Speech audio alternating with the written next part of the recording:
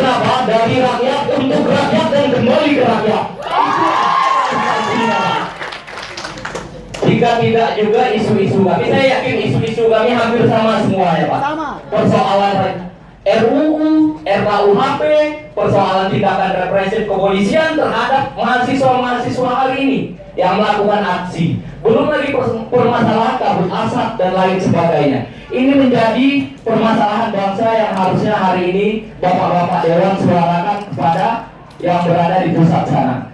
Dan kesepakatannya kami berharap dalam waktu yang sesingkat-singkatnya nanti semua tuntutan ini akan disampaikan oleh Bapak dan itu ditandatangani oleh pihak nasional sana. Sepakat? Izin membacakan mungkin Pak, ada pun tuntutan karena ini berdasarkan kajian juga dari kawan-kawan HMI Cabang Padang. Yang pertama, menolak revisi undang-undang sebagai berikut. Kami sudah punya tuntutan dari mahasiswa dan di sini banyak alma mater, Bang. Oke, kalau memang seperti itu, berarti tuntutan kita sama dengan kawan-kawan